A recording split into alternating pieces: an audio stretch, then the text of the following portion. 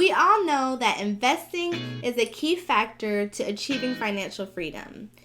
In our current state of our economy, it would seem that this is the right time for investing for everyone. But is investing the best next step for your financial independence journey? Although our economy is in the right place, your current financial situation may not be. And investing when your finances aren't ready could set you back on your financial independence journey. In this video, we'll show you how to evaluate your current financial state to see if right now is the right time for you.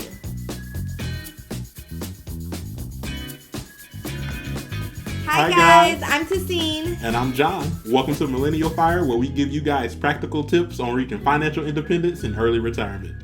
And if you've been enjoying our content and our videos, we ask for you guys to hit the like button down there for us because it really helps us out.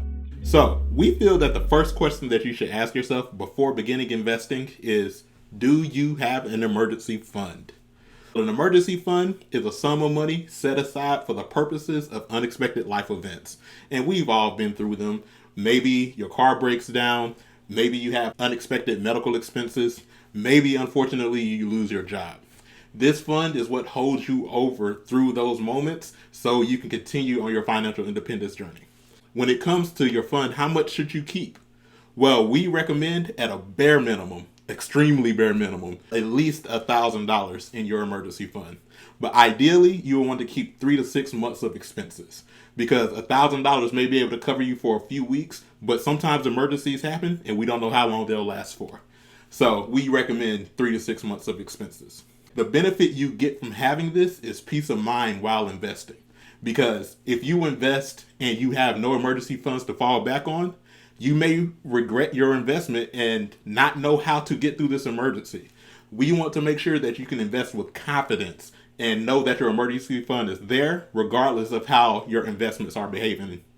The next thing to consider, or the next question to ask yourself is, do you have debt? You want to make sure that... I'm sorry, love. And one thing I want to say before we move forward is this. This is arguably the most important thing in this video. If you don't take away anything else, please take away this. If you're not making the minimum payments on your debt right now that you have, please do not invest. Please do not invest. You're just going to be pushing yourself way farther back than you are moving forward. Please get that in order first before investing, because investing isn't going to help you much if you have debt weighing you down like that. Thank you for emphasizing that point. That's okay.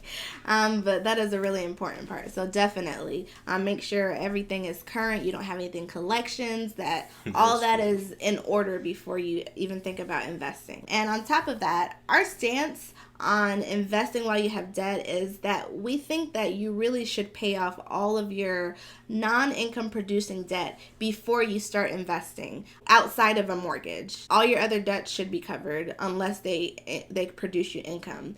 With all that being said, we understand the overwhelming temptation to try to get into a rising market.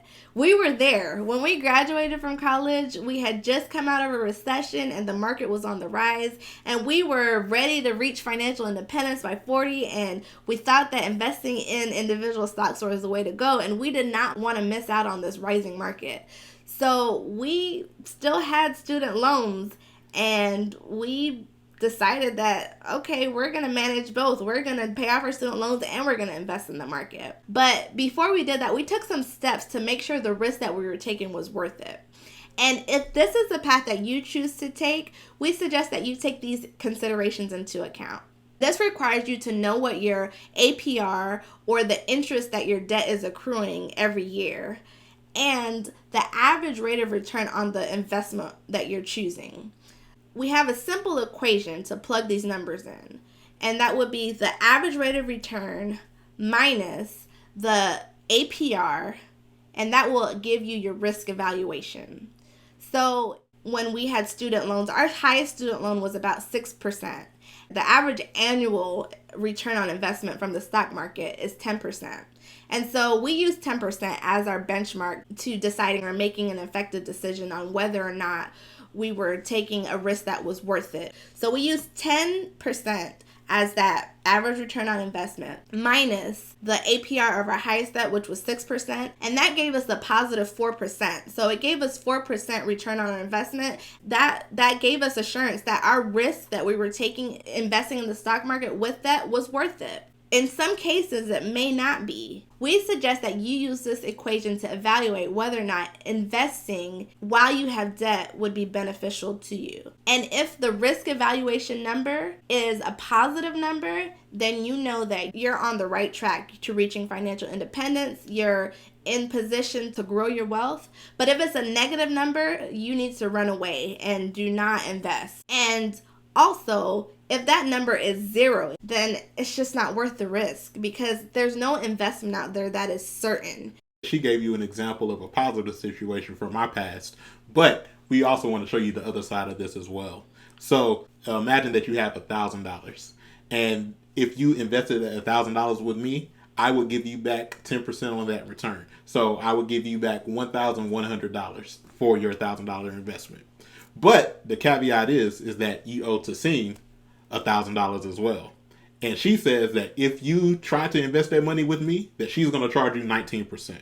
So if we use this same equation, we'll take the average percentage rate that you could get from your investment, which would be 10%, and then subtract Tasim's very hefty 19% and look at the risk evaluation of negative 9%. When you look at this, you see that this investment definitely isn't worth it and that you can move much further ahead in your financial independence journey by simply paying off your debt as quickly as possible. Yep, and to take that even further, you can prevent yourself from moving backwards because a negative return on your investment means you lose money. And that is the exact opposite of what we want to do in our road to financial independence.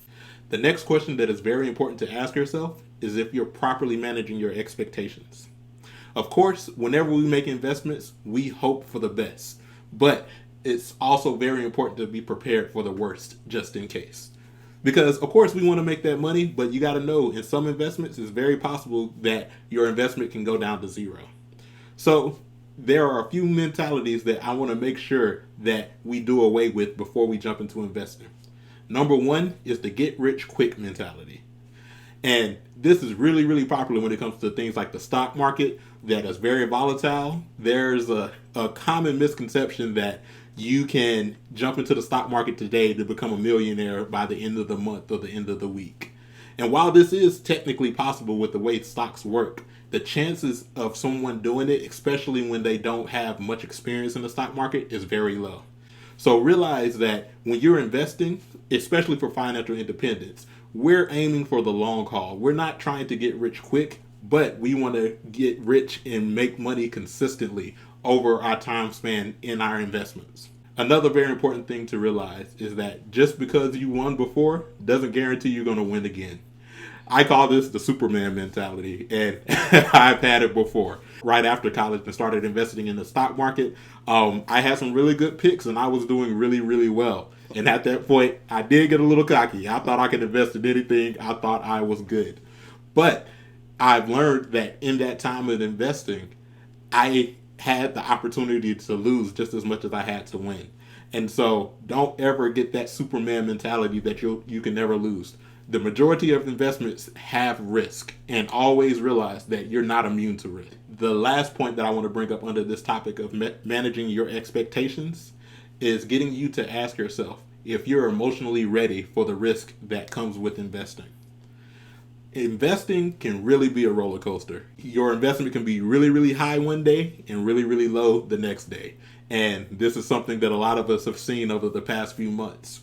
You can't respond emotionally to negative things that happen to your investment. You must have a plan and execute that plan that's best for your financial future. And so you got to ask yourself if you're willing to forego your emotions and stick to what statistics show and what your plans are.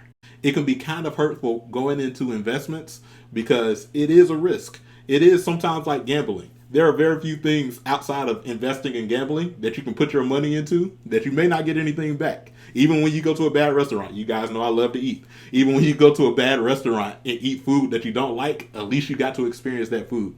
Sometimes that doesn't happen in investment. Sometimes it is possible to lose your entire investment. So make sure you're emotionally prepared and you have a plan so you can stick to that plan regardless of how it feels to see your investment go down.